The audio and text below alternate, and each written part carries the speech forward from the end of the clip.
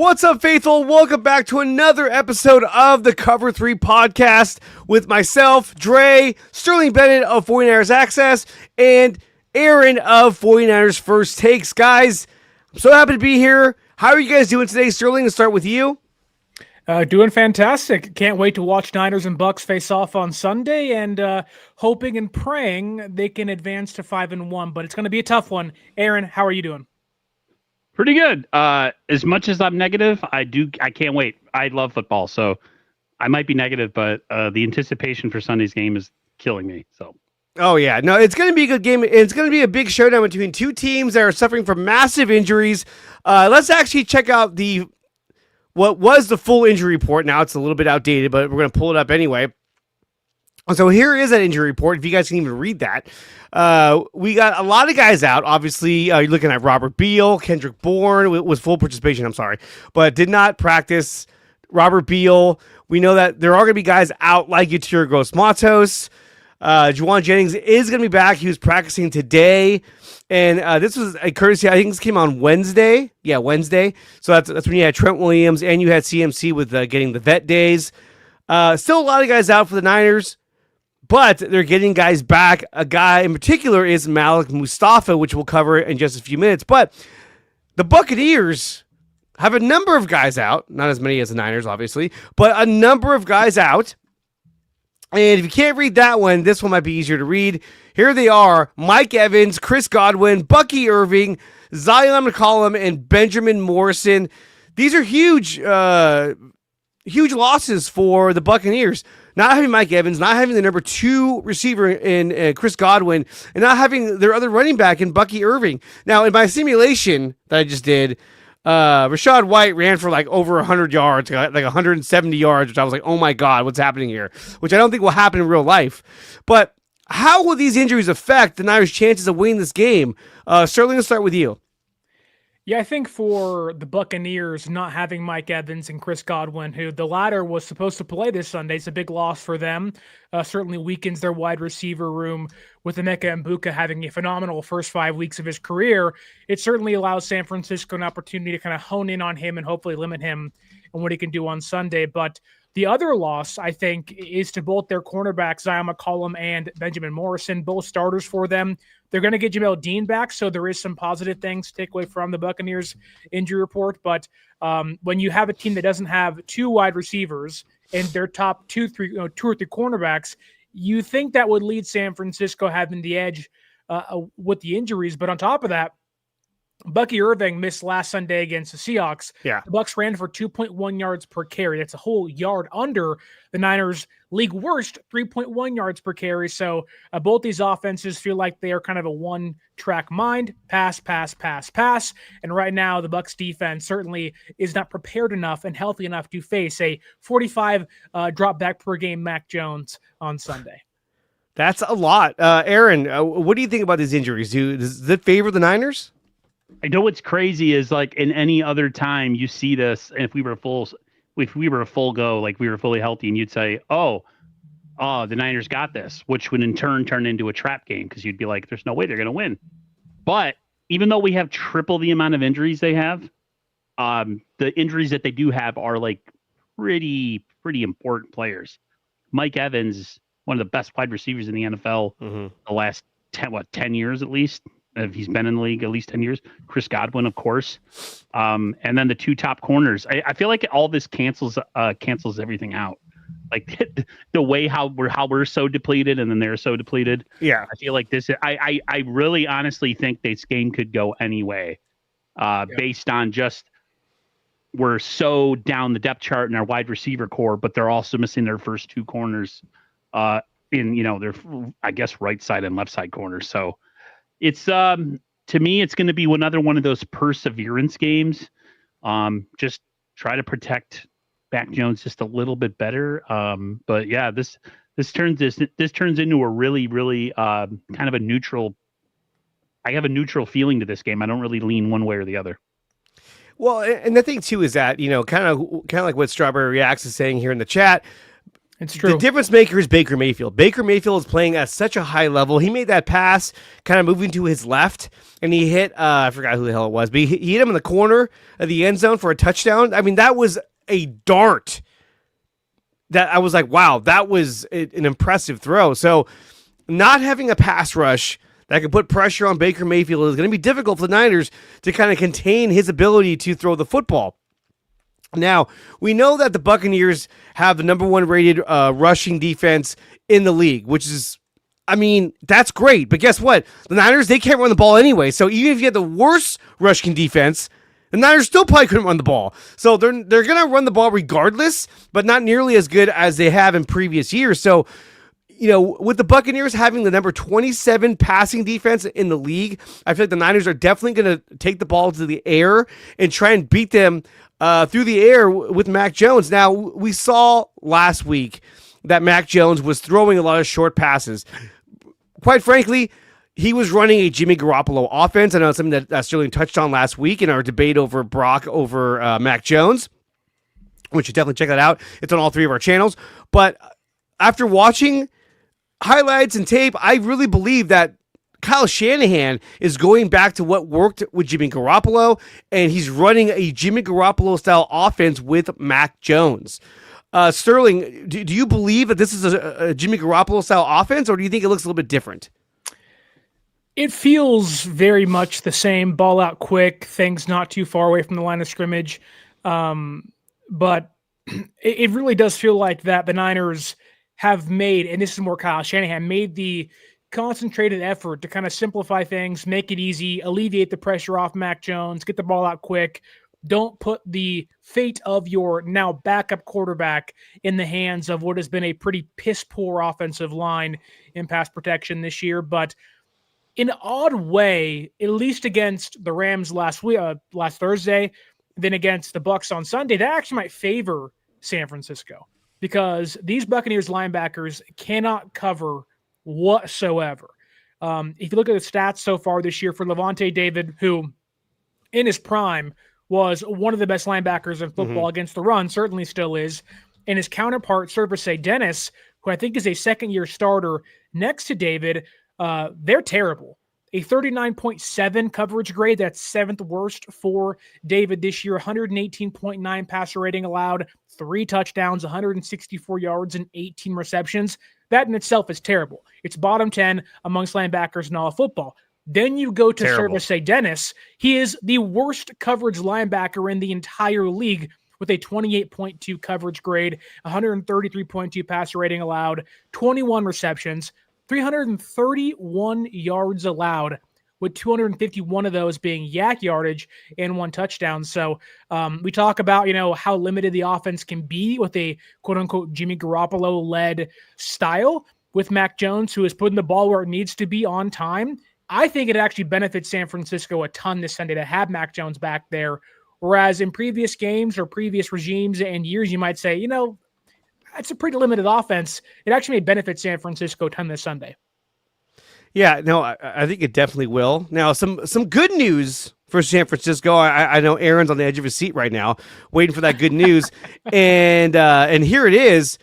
According to David Lombardi, Malik Mustapha, Juwan Jennings, and Kevin Givens are all on track to return this week, and in the following week, most likely going to get George Kittle and Ricky Pearsall back. I guess they haven't officially ruled out Ricky Pearsall, but it's looking like he's not going to play. He was seen at practice today working off to the side with Brock Purdy. So both Brock and Pearsall rehabbing on the side. Brock was seen pushing a sled, which is good news because that shows that he's getting strength in his foot. And so, in my opinion, he comes back next week against Atlanta, unless Mac Jones throws for like 5 touchdowns and 400 yards and looks absolutely incredible. I think Brock Purdy likely comes back next week. But then again, the 2 weeks after, you're going against the Giants and the Houston Texans, who both play on turf, which is not really the kind of surface you want Brock Purdy running around on. But how long can you really go without him? I mean, at one point, you got to get him back in there at a certain point because he's got to get reps. He's got to get back in the flow of things. But this right here, getting Malik Mustapha back, I think is absolutely huge. if you ask me, he takes over for Marquise Siegel. I love Siegel in the run game. Coverage-wise, he's not been the greatest. What? You think they keep Pinnock out there? I do. And the reason why is because I think they're going to go with experience over youth when it comes to that safety position. But let's go to Sterling. Sterling, what do you think? Do you think Mustapha is a starter? And if he is, who does he take over for? I think they're going to bench Pinnock. I think they like what Siegel and Mustapha bring together. I think that is the future of, or at least a hopeful future of San Francisco. That's true. That is true. I know Siegel hasn't been great in coverage this year. There certainly has been some hiccups, and I do have my concerns about Baker Mayfield beating Mustapha, returning off an injury for the first time, and Siegel, as a rookie, a young guy, over the top in this game with Emeka and Buka and guys like that. So there certainly is a concern there. However, I do think the biggest loser of Mustafa's return. Remember that show, The Biggest Loser? I do. There was a lot of fat shaming in that show. They were like, "Come on, you fat mother." You can't do that these days. You can't you can't body shame. You can in my family. We fat shame each other every day. Okay, but go ahead. Sorry, I derailed you there. I do think that the biggest loser of the Mustapha return actually is not Pinnock or Siegel. Why are we zooming in on me? What is the problem? It just seemed fitting after your comment. But go ahead. Visiting. I think that Jair Brown's the biggest loser of the return because Jair Brown. Okay, I have to keep saying the word. I know you have no other way of saying it. But go ahead. Because I think Pinnock takes his larger slot cornerback role on base downs in zone coverage. So I do think that Jair Brown loses his 9 defensive snaps a game. Aaron, what do you think? I mean, safety-wise, I thought I was kind of with Dre, thinking that Mustapha might take over for Siegel just because of some of his struggles. About listening to you talk and put down your expertise on the table, I feel like, I mean, Pinnock in a way would probably be the best person to have on the bench just based on his experience, that he can come in a pinch if somebody gets injured. So it's going to be interesting how much they go after Mustapha in this game. See, now it's his first game back. I know he said that it was his knee that was injured and not his brain. So hopefully he's been keeping his brain sharp and keeping himself, ready and mentally, going through the things that he has to do to get himself ready for a game. Because it's been a good long while. You're right. When it comes to injuries, I don't have a lot of good things to say. So to get possibly 3 starters back this week makes me very happy. I just wonder with the injury gods, it seems like we always have to sacrifice somebody every time we get somebody back. So hopefully maybe that doesn't happen this week. But yeah, if you were to sacrifice somebody, who would it be, Aaron? Don't answer that question. I know. I was like, what are you doing right now? He was going to do it too. He's like, wow. He's like, don't answer that question. Brock Purdy, no. Let me ask you guys something. I know we're not really talking about the injuries, but what is exactly Ricky Pearsall's problem? Is it more than just, isn't it a knee bruise because he wasn't wearing knee pads and he fell on a hard sideline? Like, well, nobody wears knee pads. This isn't like rollerblading. They used to wear them back in the 80s. Yeah, that was They're back very, in the 80s. very, very thin. They used to also wear elbow pads too. They don't wear those anymore. Dude, I would be like, I would look like Bobby Boucher. Yeah, the bulky out there. white ones. Yeah.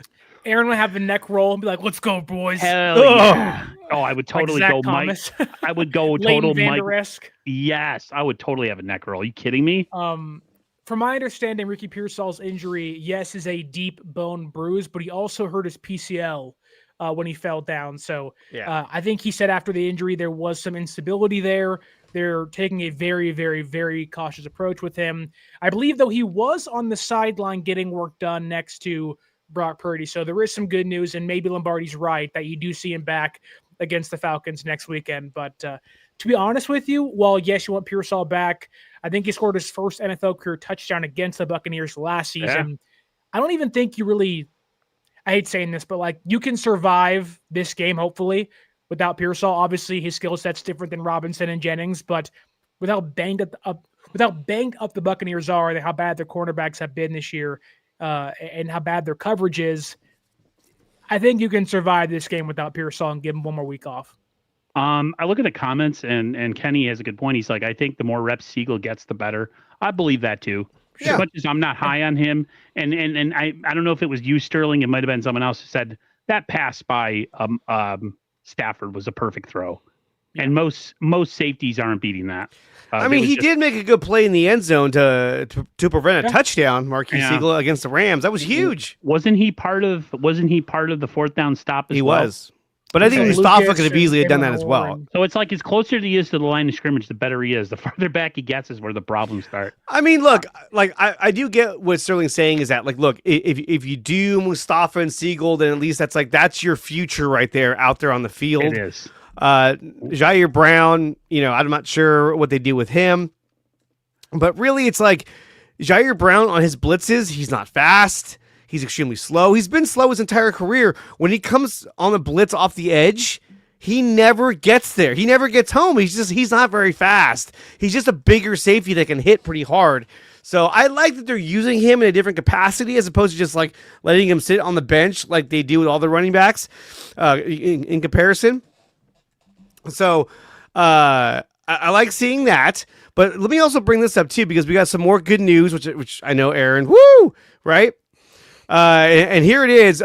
Mac Jones has resumed throwing at practice today per Noah Furtado, brother of Nelly Furtado. I was going to say that Nelly Furtado's brother. Yeah. And here is that footage right here, courtesy of Raj from RSF Niners. You get to see him throwing the ball around. Looks loose. Looks kind of like his knees killing him.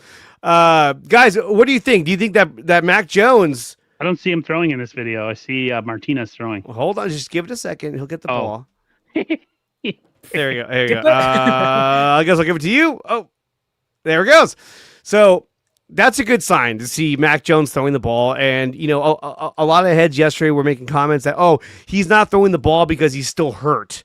And in reality, they were saving him for Sunday. They're like, hey, you got to give him a break. He's got a strained oblique, which happened in the last play of the last snap that he took against the Rams.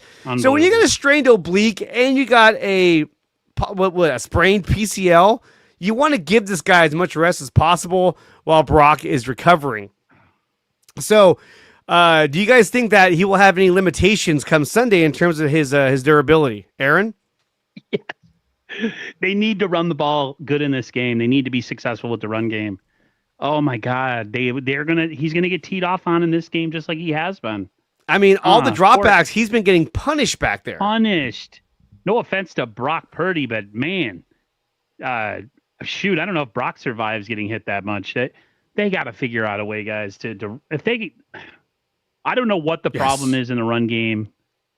I mean, we know that the blocking's been absolutely dog water trash, but man, I just want to see a game where we could actually run the ball. I think that would do wonders for the pass game. Is he saying? Go ahead. No, I want the run game to be good because he's all we got right now, man. You want Adrian Martinez or whatever his name is in the game? No way, man. If he comes out there, it's going to be all bad news. Sterling, I don't know. Is he talking to you, Joseph Ehrenberg? Startling? Starting this game is going to be bad. I think he's trying to say Sterling, this game is going to be bad. Maybe he was. I think they put up 40 plus on us, and we will put up 10 max. I mean, Joseph Ehrenberg being negative that's a rare thing around here. But Sterling, I think he was talking to you. Sterling, do you think that it's going to be bad early on, that the Niners will struggle to contain Baker Mayfield? I think you have to give Baker a ton of credit. I think that Baker's playing out of his mind, and I think no matter Sterling, if Mike Evans is out, no matter if Mike Evans is out or Chris Godwin's out or Bucky Irving's out, he's going to find success. He's playing great football. He is right now, at least, on the tier of Matthew Stafford, playing with confidence, taking shots downfield. He is the NFL's #1 deep ball thrower in the entire league. You can go through the entire stats of big-time throws. Baker is a major problem against any defense this season. You saw it in Seattle last weekend. You see it in almost every single game this year. No matter how many points they're down, no matter how many points they're up, no matter how many seconds are on the clock, Baker is trying to find the big play and more often than not hits it. And so there certainly is a concern that this is going to be a high scoring game and San Francisco's offense, can't keep up, knowing they can't run the football and that they don't really have the deep threats on the offense. And you don't have Kittle, no Pearsall and stuff like that. And really the biggest factor is the running game. Like, if San Francisco walked in with a pedestrian running game, I think people would have a lot more confidence that, okay, you can survive and milk the clock and maybe get a big third down conversion and a big, I don't know, big fourth down conversion somewhere in the red zone, but it's not the case. So there's a real chance Baker is going to go off for 35 points again. But the hope is that, and I really do doubt San Francisco can do this again, is have the first half they had against the Rams, where they milked the clock, controlled the TOP and all that stuff. It's a big ask to do what they did against the Rams again the following game. It's a young defense, young team. I get they have the rest advantage, but I'm not going to say they're going to put 40 on our defense, but there certainly is a concern that if San Francisco's defense blinks early, it can get ugly pretty fast. I mean, you look at last week's numbers against a tough Seattle defense. Baker Mayfield was 29 of 33 for 379 yards, 2 touchdowns, no interceptions, mind you. And he only got sacked once. And then Sam Darnold, he threw for 341, 4 touchdowns, but 1 pick at the end of the game. That cost them the game. You can't trust Sam Darnold. But, like I said, Baker had a really good game against a really good Seattle defense. How would they do against the Niners defense? Well, against Seattle, they only ran for 41 yards. Rashard White, 41 yards, and Baker ran for 15. So it wasn't like they had much of a running game going. Yeah, I know Rashard White had 2 rushing touchdowns, which is more than the Niners have all season, but he only rushed for 41 yards. So as long as it was a 12-yard scamper. So again, he didn't have a running game, yet he was able to keep his team in the game and find a way to win that game against a tough Seattle defense in Seattle, which is pretty surprising. We have some more good news as well. I'm just pumping it all in now. Juwan Jennings was back at practice again today, and we have this video here from Lombardi, which shows Juwan Jennings running around wearing the Guardian cap, and he looks good. Aaron, how does this make you feel to see Juwan Jennings running around the field and being active at practice? I would put him on ice and not have him come out of the wait till the game. No, I'm happy. Wait a minute, hold on. I thought you just said, get out of the training room, get on the field. I don't care, you're soft. Build a callus. Build a callus. Get Coach Gruden in there. Not on the. Well, that's more like off-season program and training camp that you want the the pacification of the NFL and how they overprotect players. The pacification, is that really even a word? Yeah, it is now. It. Yeah, it is now. It is now. Created it. Listen. All jokes aside, and me being the misery. I've been calling myself a misery merchant because all I do is spread negativity. No, it's good to see him back. The Niners are going to need to score some points in this game. Their defense, not only are they talent, they have a talent deficit on defense. They have a depth deficit on defense too. So they need to get on it. It's hard, man. Like before in the past, we would be like, oh man, the Niners will get a couple turnovers. They'll do this, they'll do that. They'll get some sacks. So we don't have any of those luxuries right now. So it's going to be another tough fought game. I don't think the Niners can actually think like you asked before, like how would we go about it? Do we have to play like the Rams game? Yeah. Keep away is the ultimate way to protect a young defense that's short bodies. Yeah. So I don't know how long the 49ers can get away, how long they can get away with playing this type of like kind of mirage football where like, hey, look, we're just going to play ball control and score a little bit of points and hopefully that wins because we can't get turnovers other than the fumbles that we caused. But like, we don't get interceptions, we don't get sacks. The pass game is wide open for the defense, for the offense. So, gonna have to figure out a way, and if that means playing ball control and try to get some points on the board early, kind of like they did against Rams, and do it. I think this is going to be a tougher game than people realize. Yeah. Oh, this is going to be one of the toughest. This is a game where I do think that the Niners, I'll just bury the lead now. I don't have San Francisco winning this game. Oh my God. I just don't see them doing the exact same thing twice. Right. Todd Bowles is a much more aggressive defensive coordinator, albeit since their cornerbacks have gotten injured, their blitzing percentage is down roughly 20%, which may give Mac Jones some more time. That said, they're still going to blitz you. Like, they're still blitzing at a 20% clip. And so Todd Bowles is not going to play a soft off-zone coverage and say, let's see what happens like the Rams did with Chris Shula. And it's funny because Strawberry Reacts mentions that the Bucs are much better in the red zone. You know what? It won't even come down to that because they're scoring roughly 27 points a game, but they rank near the bottom in red zone scoring percentage. The Bucs don't even have to get to the red zone to score points. That's how good they've been this year. So there is a path for San Francisco to win this game, right? The Bucs are banged up. They're bad against coverage. Baker has 3 fumbles this year. Like, you can clearly see, hey, there's a lane, a path to victory, but I'm a little skeptical about repeating the exact same performance, which is what I think it'll take to beat the Bucs this Sunday. And I think a lot of 49er fans who've been really, kind of bullish about our record and thinking, we can, the way we've been doing things is not sustainable long term.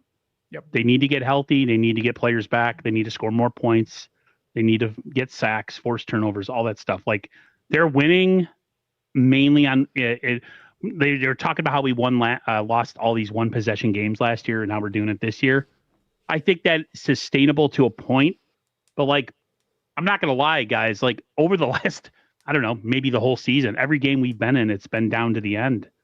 And every game I thought the Niners at some point were going to lose. It's been a one-score game every single week. Yeah, every week. At every point in one of those games, I thought we were going to lose. And it wasn't because of negative. It's just, it's the NFL. I mean, close game at the end of the game, someone's going to make a mistake, someone's going to score, and someone's going to miss a field goal, someone's going to make a field. Like, there's just all these things that can happen. And like, I just hope the Niners as players and coaches as themselves, we've been doing it, and all the post-game talk is all about, we're finding ways to win. Blah, blah, blah. We win dirty, we win gritty. Blah, blah, blah, blah. That's all great and everything, but like after a while, you got to start finding ways to win more dominantly, especially with the schedule that we have.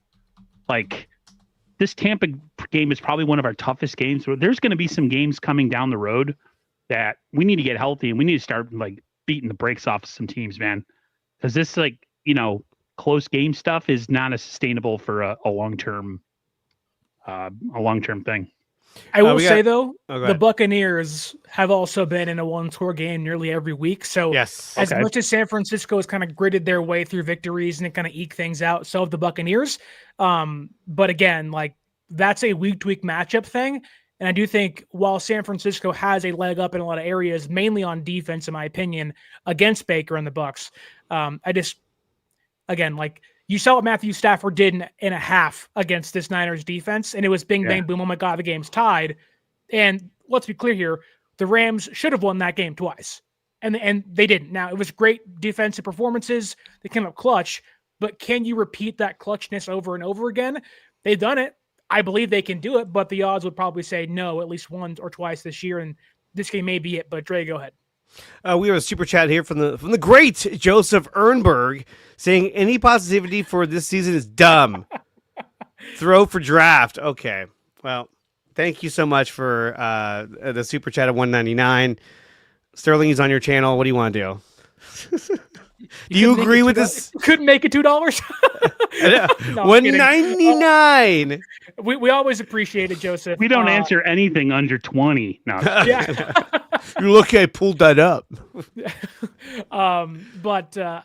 Look, San Francisco is 4-1. A lot of reasons to have negativity, injuries. You can certainly question the trajectory of the team as the year goes on. But right now, they have one of the easier schedules in football. They played well against some good teams so far. The win against Seattle looks good. The Saints beat the Giants last weekend. We'll see what they do this Sunday. You beat the Cardinals, who aren't playing great football, but they kind of are finding ways to lose. And you beat the Rams. I beat it was close. There is every reason to at least buy in a little bit to what San Francisco's cooking, but a long way to go. A long way to go. The NFC's wide open this year, at least right now. and nobody's really killing it. The Eagles look beatable. We look beatable. Seattle looks beatable. Cardinals look like everybody. No one is dominant enough where you're like, yeah. Well, maybe not. On my chin. Maybe not Sterling's microphone, but still. Yeah, that thing is dead. it keeled over.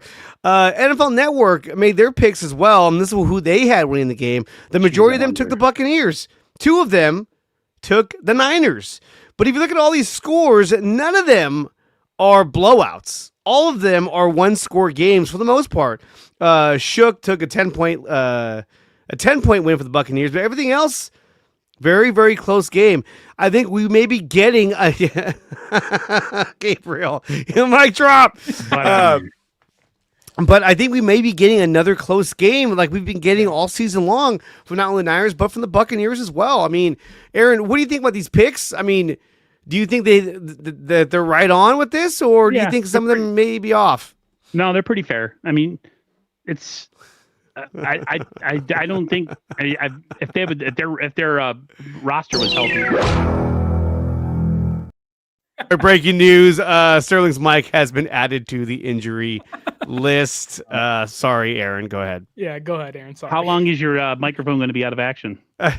You know what? I'll say he's questionable, and you're not going to see him for a month and a half. So we'll go on with there. Is he going to go on IR? It'll be on a side field somewhere practicing, getting loose up. Your microphone needs to have more practice in the off season. Yeah, build that callus up, Yeti microphone. Build that microphone callus. They got to trade that mic. Get an upgrade.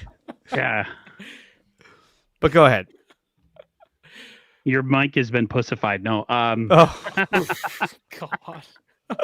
I'm sorry. No, it doesn't shock me. You're going to get me demonetized, all right? Oh, really? No, you're good. That word? I mean, I don't know. YouTube's pretty strict nowadays. Yes, they are. 2 to 6 weeks. Yeah, no, it's not shocked. I'm not shocked. It's just another. The Niners are winning every game by, like down to the wire, like we've been saying. So like, they're at home. The Bucs. Baker's been playing out of his mind. I think the Niners' pass defense and defense in general is not really that good right now. So take all that into consideration, and I don't see the Niners winning this game either. However, if it's close late, we'll see. But yeah, I just have a feeling the 49ers defense, can't say get exposed, but I think if they're on the field longer than they were last week, things might get a little scary. I think the Niners defense is going to play really well in this game. I don't think the running game should be able to have a huge impact on the Niners defense. I think Baker Mayfield is going to be the biggest X factor, sort of what we saw last week with Matthew Stafford. I think we're going to get a similar performance, knowing that this guy has the ability to, I don't want to say take over a game, but kind of take over the game in terms of making big plays with his arm. Now, if the Niners are able to dial up some pressure on him, that could change the entire game. But based on how they've been playing all season long, I don't see them getting much pressure, if at all. And really, they're going to need to do a very good job at containing Rachaad White and not letting him get a whole bunch of running yards. I mean, look at what Seattle did. They held him to 42 yards. The reason why they stayed the Bucs stayed in the game is because of Baker Mayfield throwing the ball. Yeah. So that's where Saleh has to be smart about how do you contain and shut down that passing game and allow your front four and linebackers to take care of the running game. I do agree that I think it will be a close game, and I think the Niners. We'll get to our score predictions at the end of the game, but I do think the Niners will be successful in this game, and we'll go over that just a little bit later in the show. But I wanted to get to another topic. And that topic is this. There's been a lot of talk about the Niners acquiring a defensive lineman or edge rusher to help bolster their defense. Obviously, with the loss of Nick Bosa, we know that John Lynch recently spoke about that. He touched on it with KNBR. Let me go ahead and pull that up real quick, and we can take a look at the quote. Here he says, we'll see. I'm having a lot of conversations, a lot of good and productive ones. Now, he could be full of shit. We don't know that. But if he is having productive conversations, there was a rumor that was put out there that the Niners have made contact with the Raiders concerning Max Crosby. Now, look, this I know Max Crosby. He's not related to Aaron, in case anyone's wondering. But do you guys think that Max Crosby could be had for a litany of draft picks? Because we know the Raiders are trying to rebuild. However, they just re-signed Max Crosby to a contract extension. Sterling, do you think Crosby is a possibility for San Francisco? I'll make it pretty simple and hand it off to Aaron. No. Not a chance in hell. No, not at all. No, it's not gonna happen. You don't think there's any scenario the Raiders go, you know what? How about this? No. Too hard to get pass rushers nowadays, man. Elite level pass rushers, they are like, it's just tough.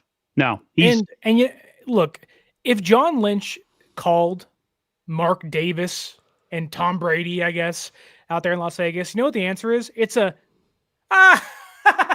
immediately a hang up. Like, what? No, the Raiders aren't great this year. Geno Smith's playing bad football, but like they're in a kind of retooling. Let's kind of get competitive while also kind of recalibrating the roster. But the Niners aren't going to trade for another highly paid edge rusher with Nick Bosa still on the roster. And let's not forget, the Niners had 2 first-round draft picks on the table for Khalil Mack, and the Raiders said, yeah, no, you're not going to San Francisco. We don't make deals with San Francisco. I'll ask you guys this. When is the last time the Niners and Raiders ever made a trade for a player? I mean, the fact that it's reported that they even made contact was shocking to me. I was like, wow, they actually went there? Who said that? The internet said that. No, I'm trying to think. Was Ronnie Lott traded to them, or was that? Yeah, he was. Him and Roger Craig. Like 80. He was like 92. Let's not bring that up. That came off a bad loss to the Giants as well. It's just not. It's not very good. Y'all didn't even watch that game. I was alive for it. Okay. I was not. I was alive for it. I watched that game. I was a kid. Born. He wasn't born yet. Sterling was non-existent. I was alive for that game. I wasn't even thought of. The earliest Super Bowl that I can remember was against the Broncos. And that was, as a kid, I remember watching that. I was really young then. So another name has been tossed around by a source that is completely unreliable, which is kind of weird. And we've heard other heads talk about it, is Bradley Chubb. I don't think that's the answer. It could be, but I mean, what do you guys think about Bradley Chubb? Is that somebody that you'd want Niners to get? He's 6'4", 275. He's 29 years old. I don't know if this is the answer. He's only got 3 sacks. I don't know. Aaron, Bradley Chubb, maybe? No, doesn't do anything for me. Sterling? I don't know. He only has 10 pressures this year. He's not terrible. He's not like this, god-awful player. He just has played down. He's also on a bad Dolphins team. So there is maybe thought of get him in San Francisco, better scheme fit, better defensive coaching, and have your offense be able to be on the football field, unlike the Dolphins, who are just god-awful. There is reason to believe you can get more from Bradley Chubb, but let me ask you guys this, though. Do you guys, or if a player you want to acquire, whether it's a big name guy or a middling guy or a depth guy, does that player need to be a base down, early down player or a third down player? Because I don't know if Bradley Chubb can play 3 downs for you. He can't. And he's like another Bryce Huff. Right. So in that case, would you want that? And would you want to pair Huff on one side and then Michael and Chubb intermix on the other side? Or would you want to go out there and get a more depth piece guy, trust Sam Mokawanu, and kind of build your depth to kind of raise your floor? What would you guys pick of those 2 archetypes? I would do what Larry thinks and try to go for 2, to make 2 moves, make 2 lower end moves. So maybe go for a Chubb, maybe go for a lower end interior player. I don't know. Chubb, I mean, he's the most go for a affordable. Chubb. You guys are ridiculous. You could go double Chubb and go for Bradley Chubb and Nick Chubb. Have both Chubbs. Go full Chubb. What is going on with Sterling? Is his face purple right now? I don't understand what's happening. Sterling is on assignment right now. He's looking up some stats. Seriously, though, is he okay? He's fine. He's fine. But it could be a combination trade that brings them 2 different players. Of course, there's the Arden Key Amenihu that everyone keeps throwing out there. Like, they could go for those guys. Another guy they could go for is Jeffrey Simmons. I think actually Sterling is frozen right now. No, he's back. I think a guy they could go for is Jeffrey Simmons. Sterling, I know now that you're back. What do you think about Jeffrey Simmons as an interior defensive lineman to kind of help bolster that defensive line? I kind of like what Aaron is saying of getting two, but I think instead of getting two edge rushers, I think it should be get a defensive tackle and an that's what rusher. that's what I was going for. That's what I was going for. I'd rather get Before you two got chubbed more. up. Huh? Before we got chubbed up. Before we got all chubbed up. But I mean, look, like Aaron if you hates got, me. I'm sorry. Keep going. if you got an interior guy like a Jeffrey Simmons or somebody else, you look at your you look at your defensive line. You're getting Kevin Givens back. You already have C.J. West. You have Alfred Collins. You have Kalia Davis. You still have Evan Anderson on the practice squad. He's clubbed up. He's clubbed up. But like, you still have Evan Anderson. So you have, and you got the Hulk. What's his name? Sebastian Valdez. So you kind of have a lot of options for your interior defensive line. It's the defensive end position on the edges that you really got to bolster up. But you figure if you get a guy like Jeffrey Simmons, that's going to spell good night for somebody on the defensive line, I would imagine. Who do you think goes? Yeah, that's actually what I want to ask Aaron too, because, and please finish your earlier point too, Aaron, on top of this, but if you get two guys, who's out the door? I mean, Kalia Davis was doing some good things. Alfred Collins is potentially getting better. I mean, Collins and C.J. West aren't going anywhere. Neither is Jordan Elliott has played good this year. Jordan Elliott, I forgot about him. Good. It's a good question, man. Maybe just hope that the interior gets healthy and really concentrate on the edge.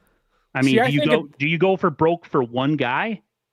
Right. So that's my thought. And he's only going to be a rental, or do you do something where maybe they go after multiple guys and they're both on the lower tier where people are not going to be excited, but then all of a sudden we have a little bit. Maybe we can do some sort of rotation. Maybe we get I don't know how they would go about it, man. I really don't. They have I say this and I'm not trying to be facetious, but like you could probably make a move for an interior guy because there's probably a chance an injury is going to happen or two.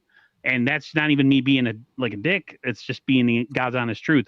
But if I'm taking it from a specific like depth and we're healthy, yeah, I maybe I don't make a move for the interior. Maybe I just go straight edge. Would it be better because I think there's a clear path to a guy.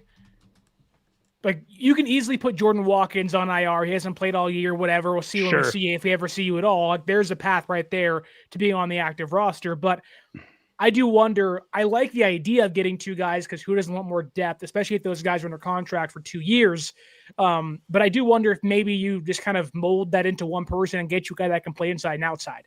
That way you can kind of give you a more NASCAR package. That's why I love Kayvon Thibodeau, but the Giants won last night and they've won 2 of the last 3 games. So the Giants look good. And they don't have Malik Neighbors too, which is that's why I think they might make a move to get a receiver. They got my boy Scadaboo though too, man. He's like one of my. Let me say this. There's my phone. Oh, somebody's calling the nurse's office. It says scam likely, so those are my favorite. So let me say this though, and this is something that I wanted to address. Is that I keep seeing all these tweets on X posts, about, oh man, I wish the Niners would have drafted Cam Scadaboo. The Niners should have drafted Cam Scadaboo. Cam Scadaboo would look so good in Niners uniform. Here's the problem I have with that.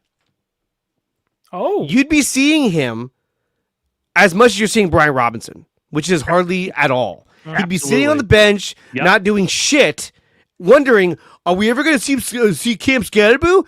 I'm happy he's on the Giants. I'm happy he's starting. I'm happy he's getting a much bigger opportunity because you know damn well he would not get those opportunities in San Francisco with CMC here. I'm sorry, he wouldn't. You're talking about a guy in Brian Robinson who's had a high PFF grade as a receiving running back out of the backfield, and he was a starter for the Washington Redskins, or I'm sorry, Commanders, and he still barely even gets to play.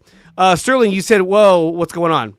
I was just going to say we have the injury report for this Sunday's game for San Francisco. As the obvious, Brock Purdy is officially out with the toe injury, and Ricky Pearsall has been labeled as out as well. Mac Jones is questionable, and Adrian Martinez is expected to be the backup. However, Juwan Jennings is officially questionable, so JJ is probably back. He is black, but he also is back. And now you're gonna get demonetized. Talk about on your own accord.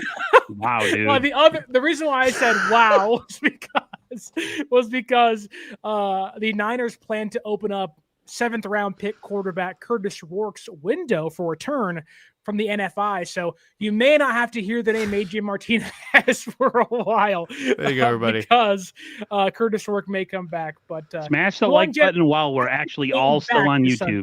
Yeah. So Curtis Rourke, his window gets opened up. That's exciting. We'll see what time he even gets. My question is, whatever happened to Jordan James? Is he just inactive? So him and Nick Martin, inactive. There reaches a point where, look, D. Winters did not have a good game against the Rams. His PFF grade was horrible against the Rams. I think you were even saying he was the worst graded PFF player on both teams. Which is crazy. But is that a case where you got to start looking at, hey, we got to start using either Tatum Bethune or Nick Martin, a little more often to kind of spell D. Winters. Is D. Winters regressing, or do you think he just had a tough game? I just think he had a tough game. I think he had a tough game. Rams had a pretty talented offense. Shoot. The worst defensive player? That's nuts. The worst, they held the Rams rushing offense below 100 yards, I think. Yeah. And that's more of a defensive as a total thing, but the worst defensive player was not D. Winters. It was the entire Rams secondary. Emmanuel Forbes, god-awful. Darius Williams, god-awful. Really, D. Winters had a 29.8 grade. Seriously? That to me is all right, PFF, how much crack did you smoke before the game ended? My God. Okay, so let me ask you this, though. Do you think they should give a chance to a guy like Bethune or even Nick Martin more often just to get him circulating into the defense? Or do you stick with D. Winters full time? Hey, unless he goes down, you guys are on the bench. Because Nick Martin has been inactive every game. Same with Jordan James. So why invest draft picks in these guys and not even make them active come game day? You can't give up on a guy after one game. He's been good from all the reports, Sterling's included. Winters looked great in camp. He's looked great in the offseason.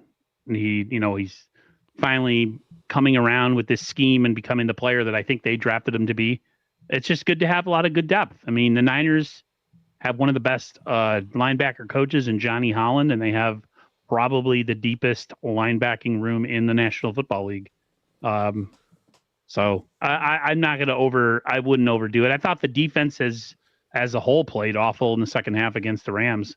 So they were gassed. For them to single out freaking, like you said, D. Winters is dumb. If anybody should have had the worst grade of the game, it should have been, well, no, that's not true. He gave up the deep pass, but then he also was in on the, two of the bigger plays of the game. So, no, that D. Winters, you can't. That would be horrible. One bad game, you're to the bench. You're on the bench. Well, I'm not saying bench him, but should they give the other guys some time on the field to kind of, spell D. Winters and give him a little more of a break? Because maybe he's starting to wear down. Kyle doesn't do that. Kyle is all about riding the guys that he believes in. That's why you don't see any other running backs other than Christian and DeMarcus. Is it what did I just say? DeMarcus? Brian Robinson. DeMarcus Robinson. The Brian Robinson MIA thing is just typical of what I think we talked about, and me with other content creators was, it sounds good in theory. We made the move. Oh, wow. We have a real number 2 running back. But what it really means is Kyle's going to be stubborn, just like his running back coach, Bobby Turner, and they're going to ride a guy until he's hurt. They do that every year, no matter who it is. Well, his father did the same thing. even in like 2019 and 2021, like they rode Elijah Mitchell the entire end of the year. Guys were hurt before that, but even before then, they rode Jeff Wilson Jr. They were riding Tevin Coleman.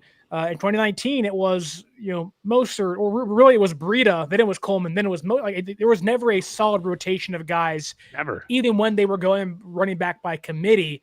So to expect that was probably slim. But I think fans were hoping, and I think Aaron's kind of getting onto this of like, you can hope when you get a guy like Brian Robinson, he'll get 5 carries a game, he'll get 6 carries a game, and alleviate Christian McCaffrey. But I do wonder, and Aaron, please answer this because I have the question myself. Do you think the receiver injuries are keeping McCaffrey on the field more than Shanahan or Holland want? I think that's a big problem. Or Absolutely. Yeah, he's one of the. Isn't he like in the top like 10 in receiving or receptions in the national? Yeah, he is the offense. Yeah. We were worried about him getting a ton of touches, but they're not coming through the run. I mean, he is still getting a good amount of touches in the run game. It's skyrocketing.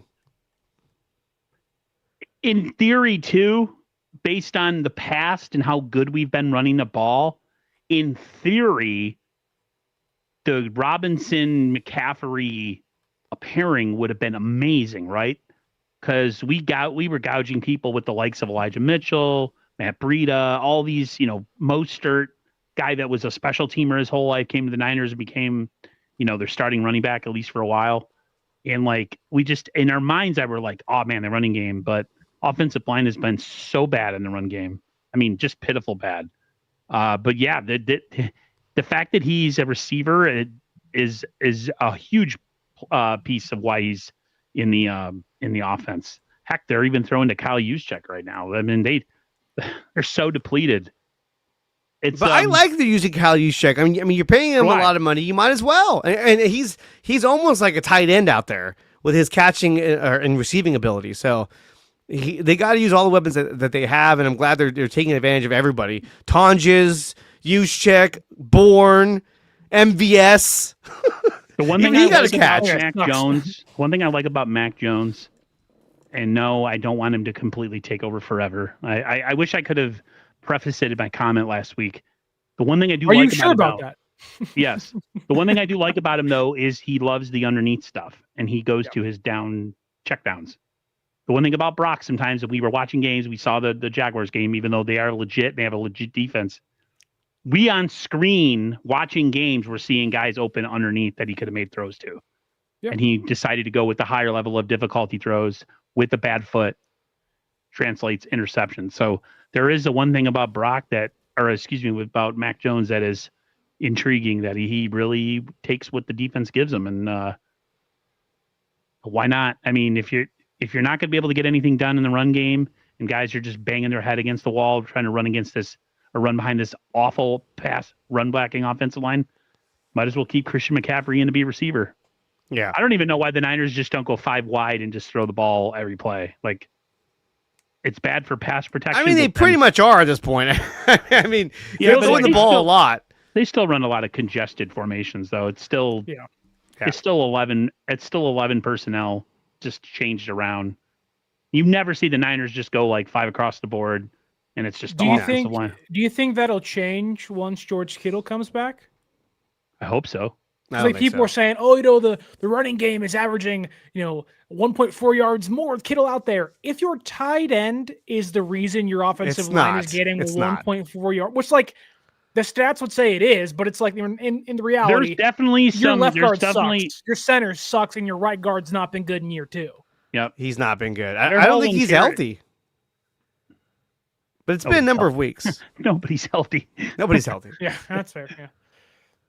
I mean, it could be worse. When we're talking about linebackers, we could have Dre Greenlaw, who hasn't even played all year long. So, did you hear the Broncos broadcast was like, they really missed Dre Greenlaw? And I was like, they have never had They've never had him. like, what can you miss? What, do they miss him in the facility?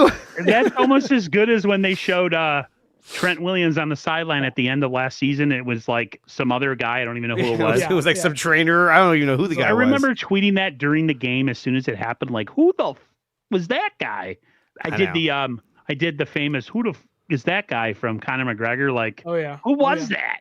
He can't even read. So as we kind of reach towards the end of the show, I want to ask you guys, we talked a lot about the Buccaneers, the Niners. Okay, so obviously they're not going to be able to run the ball all that effectively. Now, things could change, but Niners likely will not have a very successful running attack against the Buccaneers. Buccaneers have a very bad secondary, which I think the Niners are going to look to exploit. Not only that, but their linebacking core is horrible in pass protection. So if there was ever a time when you needed George Kittle, it would have been this week because nobody could guard him. But instead, you're going to go with Jake Tonjes because you don't have a choice. So having said all that, knowing that Mac Jones is going to be starting, he's kind of banged up. Where do you see this game going? I want to go into our score predictions for the game. Aaron, where do you see this game going on Sunday? Oh. What is it? Kevin Givens is also out this Sunday. I figured that. He just came back. They're probably like, yeah, you're not ready, dude. So that means they're probably going to get Evan Anderson. Yeah, and there was talk all week about elevating Evan Anderson from the practice squad, who's been healthy all year. So there you go. Yeah. No, now Aaron's pissed. Yeah, sorry, Aaron. Go ahead. I fucking knew it. What changed? Like, is it just? It just feels like he's not ready to come back. I mean, I think he just started practicing on Wednesday. Don't tell me he suffered a setback. I hope not. No, that's different because they have 21 days. They have 21 days to activate him, so I think it's usually the Niners. We're not going to rush it back. That's usually the Niners' famous line, is he suffered a setback or like with the. Let me ask you this before I answer about the end of the game prediction. Did you guys? Was it Javier Vega, someone I used to deal with back in the day when I was doing stuff with like Justin Naylor and stuff? But like he was big. He commented something like he's starting to have less faith that Brandon Ayuk might actually return this year. He doesn't seem the clarity. He seems like the Niners are being really cloak and dagger about it, and I really believe the same thing. And that is the one of the biggest bones of contention that I have with John and Kyle, not with what they do with their coaching or how he runs the front office. It's how they handle the injuries. It's so much of this like indecision, and they say things one day and it sounds like somebody's coming back, but then they never return or they have a setback. Well, what about the Ayuk thing? Either makes you question if he returns or at least frustrates you in regards to what they've said or how they've gone about things. Just ambiguous. They're very ambiguous about it. Like there's not. It seems like the answer changes based on when you ask them. Kyle said week 6 to 10 is the window. John Lynch said there's no end in sight. He's not close. He has to be. Isn't there like a deadline where he has to open up his 3-week window before they have to put him on season-ending IR? Isn't there a week in the season when that happens? He's already on. He's on the PUP list, so I don't think there's a deadline for him to have to go on IR. Because I think even if you're on IR, I think you can return in the playoffs too. So they changed that rule, I think, in 2020 or 21, one of the years. Essentially, they can keep him out all regular season, and if they make the playoffs, he can return. Essentially, right? I think that rule is specifically you have to have played in at least one regular season game, then go on IR, then you can come back. But let's also not forget, this is week number 6. So if you are to believe Kyle Shanahan, he has another month to eventually come back. Okay. And if you're John Lynch and you're saying he's not close 2 weekends ago, then a month and a half goes by. Maybe that's him being closer. One of the things that was brought up, I don't know if it was brought up by Vega in the post or somebody underneath it said that could they be holding him back for a potential trade in the offseason where they just don't have him come back and then they sell him off? Because you talked about like Ayuk being, signing a deal that they never wanted to, and then if they have a chance. But the problem is everybody's been hurt all year, so we haven't had a chance to look at anybody to see if people, if they are going to be in a position to move them. So there was that too. So let me ask you that. What helps his trade value more? Not seeing him at all, having no team see him, having no team, have him not play in an actual game and get actual live reps, or him come back for 2 or 3 weeks, return, look mediocre, look bad, if you will, and have a built-in excuse as to why that was the case. Do I think and also on top of that, like, yes, San Francisco regretted the contract. They openly said that to a lot of reporters and everything. And they're not hiding their disdain for the contract they signed, but what makes them look worse? Signing the contract, the guy getting hurt, then refusing to bring him back in hopes of trading him and may not being able to do that and having to bring him back anyways, or just bringing him back altogether and say, hey, but let's also not forget, it's not a year anniversary of the injury until next weekend. You're right.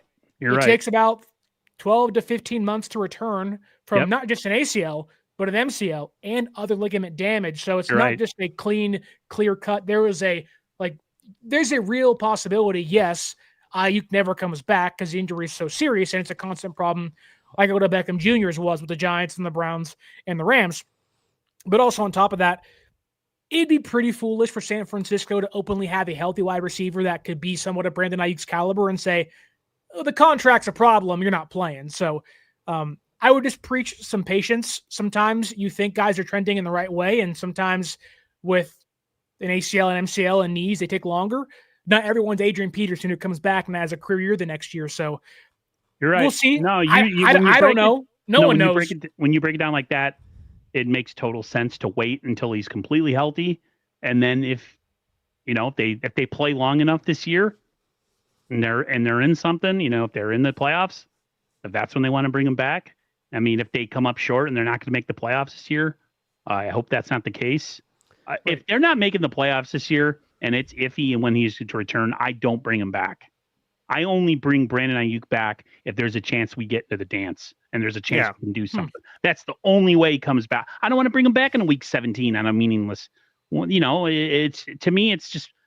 But then again, you made a good point. Like, they got to see what they have, their investment. If they do want to trade him, they want to see what they got. Maybe he's too good to trade. Maybe they keep him. Well, some of these guys too, even if they come back, it's going to take them a few weeks to get back into the mix. And we saw Ayuk come back last season after missing all of the preseason, all of minicamp, and he did not look the same. I mean, I would say the game before the Chiefs game, he actually started to look like his regular self, and then he got his knee blown out. Cardinals game where he looked really good, but that was it. And then his knee got blown up, and that was it. You asked me what I think this game's going to be like. I think it's going to be very similar to the Rams game. Yeah. In that it's going to be close. I just think that the 49ers defense, they're either going to lose this game for the 49ers or they're going to win this game for the 49ers. I think if they can get some turnovers, get some pressure on the quarterback, seeing that he doesn't have all his guys, maybe they take a chance at going after him. But I think the Niners defense is either going to lose this game for them where they just can't get any stops, can't rush the passer, don't get any interceptions. Or maybe they pull another one of these magician type endings where they force a fumble to Fred Warner or somebody along that lines.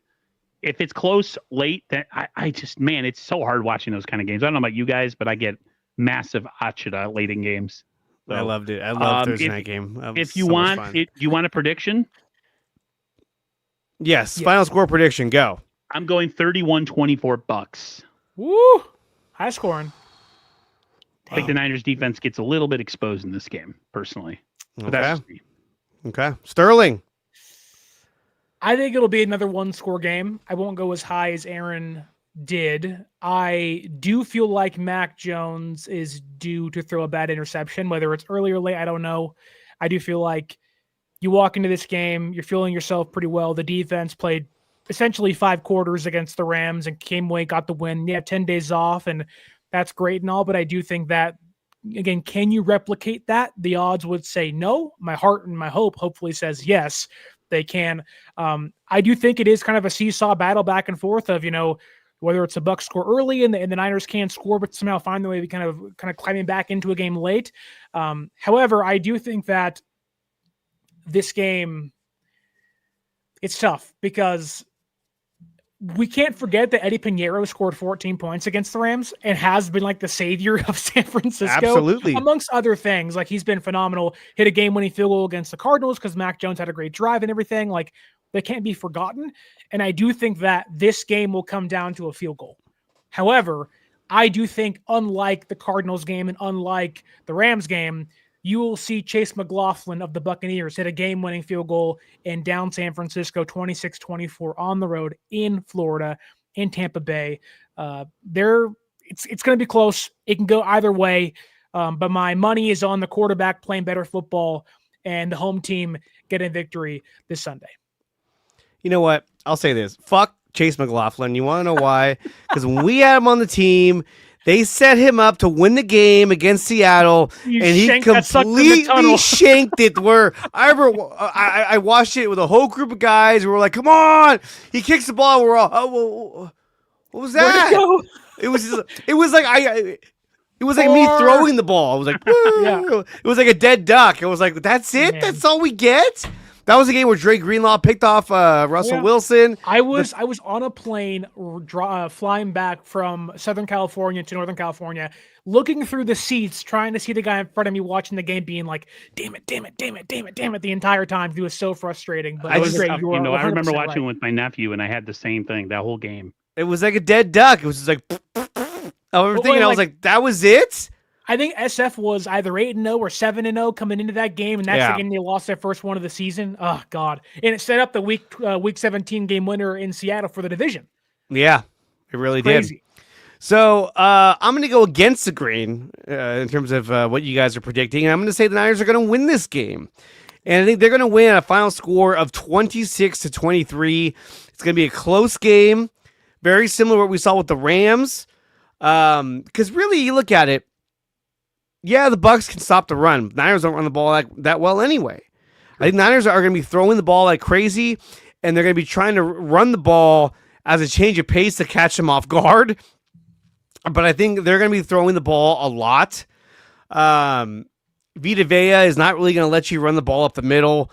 So I think through the air is where they're going to attack the Buccaneers. Now, Todd Bowles is a guy who likes to blitz an awful lot. So I do worry about the durability of Mac Jones. If Mac Jones can stay upright and stay in the game, I think we win.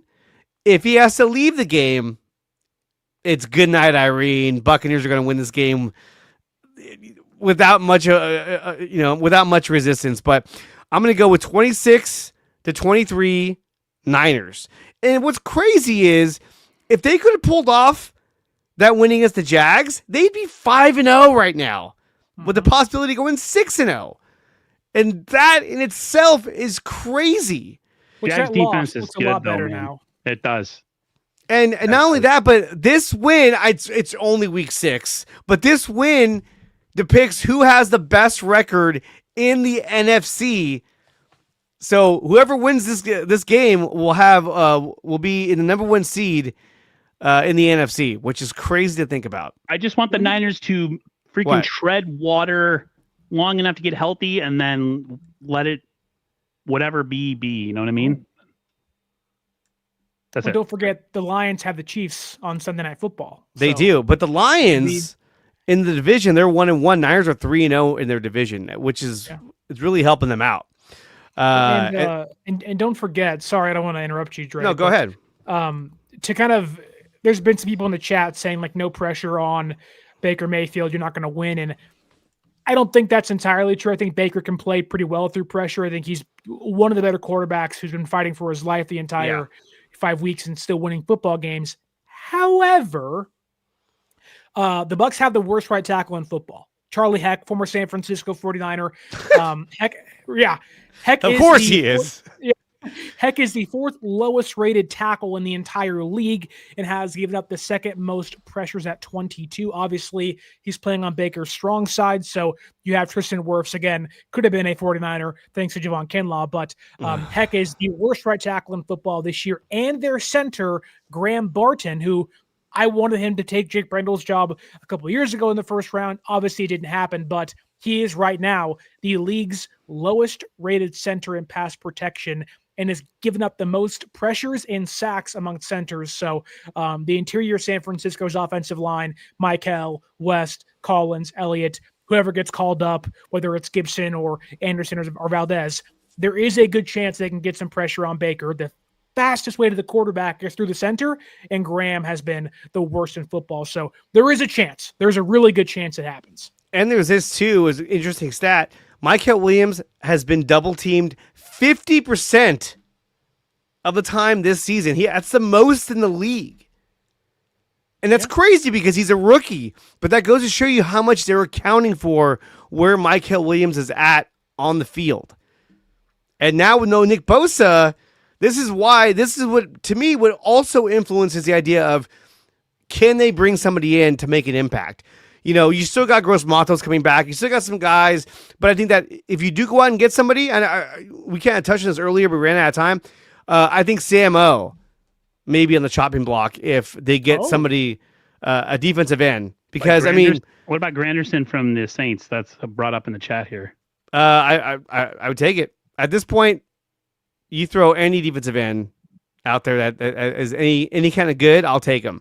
Yeah. Any of them. Thibodeau, which I don't think is coming, but still. But we'll see. So Niners take on the Buccaneers at 1:25 p.m. Pacific time. That's because that's the time that counts. That's the time that Jesus went by. And on top of that, they will be known for being born on the West Coast. Yeah, on the West Coast. And the Niners will be wearing, for the first time this season, their home reds. Yes. Why on earth have they not been wearing their home reds? Are they that worried about the heat that they're like, hey, we're going to wear the whites? Scally asses, man. I know last year they had the hot game against the Cardinals when they tried to wear their all whites. They're like, oh, sorry, the Cardinals are wearing their all whites. But it seems like every game they're wearing their primary white uniforms. I'm so sick of those, and I want to see the Reds. We're going to see it this Sunday in Tampa Bay at 1:25 or 4:25 if you're Aaron. Yeah. Niners look to take first place in the NFC with this win. Can they do? We'll find out this Sunday. I want to thank Sterling, Aaron, of course I want to thank myself for coming out here and of course giving a fire stream. Make sure you like, share, and subscribe to 49ers Access, to 49ers First Takes, and to Dre Area Sports. It's all three of our channels. We appreciate everyone who subscribes and hits that like button, and hits the notification button, and supports our channels. Because that's why we do this because we like talking to the fans. Let's go with some parting words. Sterling, I'll start with you. Going to be a close one. Going to be a fun one, though. Hold on to your seats, folks. Could also be a long one. So gear up. Niners Bucks on Sunday. Hoping it's another win, but we shall see. It could be a long one unless they get Chubb. Go ahead. Protect. We're all going to get chubbed up on Sunday watching this game. I'll get a chubby if they freaking protect Mac Jones. How about that? Well, that's fair. Please protect the quarterback. Thank you very much. Drive through. There we go. Niners, Buccaneers, first place in NFC on the line. We'll see how it goes. We'll see you guys next time. Peace.